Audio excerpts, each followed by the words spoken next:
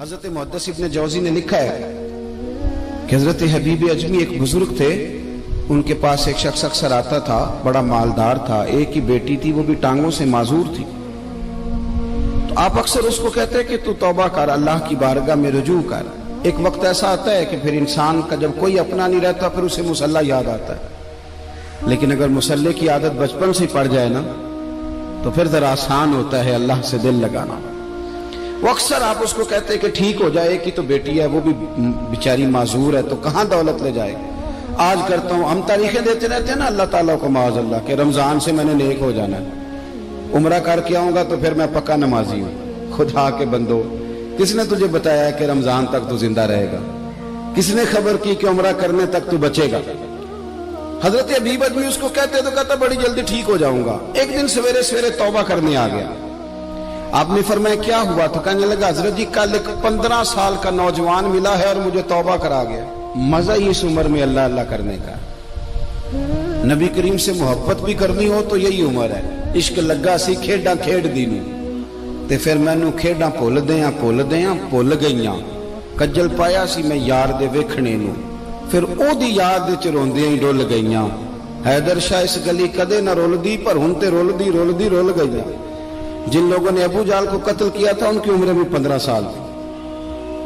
ہم تو بڑے ہی نہیں نہ ہوتے ساری زندگی، نہ ہمیں کو بڑا ہونے دیتا ہے، ہم بڑے ہی نہیں ہوتے، یہ تو عمر ہے کچھ کر گزرنے کی۔ 15 سال کا نوجوان توبہ کرا گیا تو حضرت حبیب اجمی کہنے لگے وہ کیسے؟ کہنے لگا حضرت جی میں کل منڈی گیا تھا، مجھے کچھ سامان خریدنا تھا، تو بغداد کے بازار سے میں نے مچھلی خرید لی 10 کلو، باقی بھی سامان تب خود لے جا نہیں سکتا تھا۔ تو مزدور آپ کو پتہ ہے بیچارے آج بھی سڑکوں پہ بیٹھے ہیں، تو مزدور بیٹھے تھے تو ان میں ایک نوجوان 14-15 سال کا، چہرے پہ بڑی روشنی۔ میں نے اس کو کہا بیٹے مزدوری کرو گے؟ کہنے لگا حضور مزدوری بھی کرتا ہوں، پڑھائی بھی کرتا ہوں، اور جو اللہ کو منظور ہو اس کی عبادت بھی کرتا ہوں۔ میں نے اسے کہا کہ یہ میرا سامان ہے فلان جگہ پہنچانا، کیا لوگے؟ کہنے لگا 3 دینار مزدوری۔ سودا طے ہو گیا، اس نے سامان اٹھا لیا۔ کہتے ہیں رستے میں ظہر کا وقت ہو گیا، کہنے لگا چچا اگر اجازت ہو تو نماز پڑھ لوں۔ 15 سال کا جواب۔ کہتے میں رکھ کے نا وہاں سامان تو پھٹے پہ بیٹھ گیا، وہ نماز پڑھنے چلا گیا، باقی لوگ دیر سے آئے، وہ بچہ جلدی آ گیا۔ میں نے کہا بیٹے آپ جلدی آ گئے؟ کہنے لگے نفل چھوڑ دیے، آپ یہی نہ سمجھ لیں کہ کام چور ہے، میں بعد میں پڑھ لوں گا۔ کہتے ہیں وہ دوپہر کا وقت، رمضان بھی نہیں تھا، میں اس بچے کو نوجوان کو گھر لے گیا اور میں نے اپنی بیوی سے کہا کہ بڑا نیک ہے، نمازی ہے، اور راستے میں یہ بھی ہوا ہے کہ میں نے اسے ایک دفعہ کہا ہے کہ یہ مجھے تھوڑی دیر کے لیے دے دو، گرمی بڑی ہے، تمہیں پسینہ آ رہا ہے، میں اٹھا لیتا ہوں۔ کہنے لگا نہیں چچا میں رزق حلال کھاتا ہوں، اگر آپ اٹھائیں گے تو میں 3 دینار مزدوری پوری نہیں لوں گا، پھر پیسے کم کروں گا، میں نے طے کیا ہے کہ اٹھاؤں گا۔ تو کہتے ہیں میں نے اپنی بیوی کو بتایا تو بڑی متاثر ہوئی، کہنے لگی دوپہر کا کھانا پک گیا، اسے کو روٹی کھا لے، رمضان بھی نہیں تھا۔ کہتے میں باہر نکلا، اس کو 3 دینار تھمائے، تو میں نے کہا بیٹے ایک بات میری مانو گے؟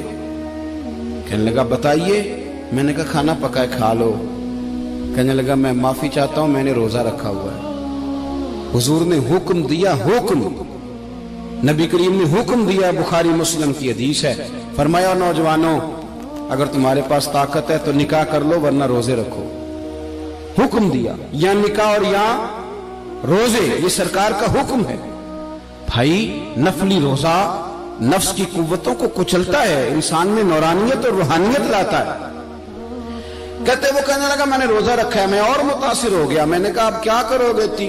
کہیں اور جانا ہے؟ کہنے لگا نہیں، میں جس دن 3 دینار کما لیتا ہوں پھر میں مزید لالچ نہیں کرتا، باقی وقت یا قرآن مجید پڑھتا رہتا ہوں یا نبی پاک پہ درود شریف پڑھتا رہتا ہوں۔ آپ بتائیں؟ تو میں نے کہا کہ افطار میرے ساتھ کر لو۔ کہتے ہیں میں اسے مسجد چھوڑ آیا اور خود میں لوٹ آیا۔ افطار کے بعد میں اسے لایا، کھانا کھلایا، عشاء پڑھی، اس کا گھر دور تھا، میں نے ڈرائنگ روم کھول دیا، بیٹھک کھول دی، وہیں وہ سو گیا۔ میری 20 سال کی معذور بچی کبھی چل نہیں سکتی تھی، کوئی طبیب کوئی حکیم میں نے چھوڑا نہیں تھا اس کو دکھایا نہ ہو۔ ایک ہی بیٹی، وہ بھی معذور پیدائشی، اس کے کمرے میں گئے، میاں بیوی اسے کھانا کھلا اور بتایا بیٹے ایک نوجوان ہے، بڑا نیک ہے، ہمارے گھر میں آج بڑا پرہیزگار۔ پتہ ہے حضور نے کیا فرمایا؟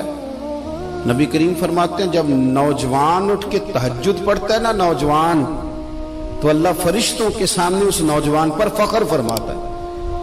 اللہ فخر کرتا ہے کہ عمر دیکھو اور دیکھو یہ میری بارگاہ. اللہ فخر کرتا ہے, اللہ یعنی خدا خود میرے مجلس بود, اللہ فخر کرتا ہے. اب سوچیں,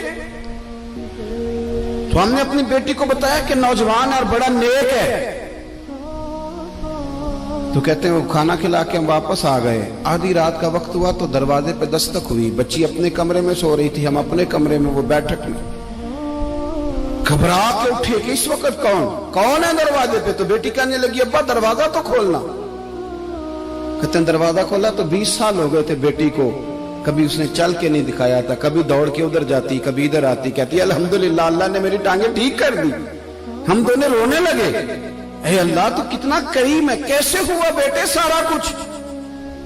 بیٹی کہنے لگی ابا آپ نے کہا تھا نا کہ نیک نوجوان آیا ہے, تو میرے دل میں خیال آیا اللہ اگر واقعی نیک ہے تو اس کے صدقے مجھے شفا ہی دے دے. یا ایھا الذین آمنوا اتقوا اللہ وابتغوا الیہ الوسیلہ. تو کہنے لگی ابھی میری دعا بھی پوری نہیں ہوئی تو رب کریم نے فضل کیا ہے اور مجھے شفا عطا کر دی.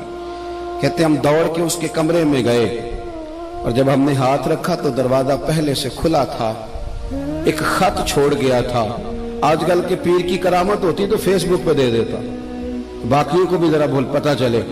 کہتے ہیں وہ خط چھوڑ گیا اپنے بستر پہ کہ اگر تم لوگوں کو مجھ سے محبت ہو گئی ہے تو میرے پیچھے نہ دوڑنا, اس رب کی بارگاہ میں جھکنا جس رب نے میرے اوپر بھی فضل فرمایا ہے اور آپ پر بھی کرم فرمایا.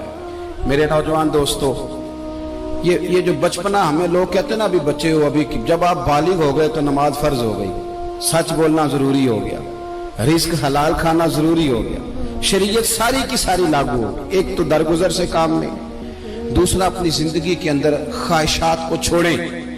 سادہ کھانا تو ویسے انسان کو تندرست رکھتا ہے.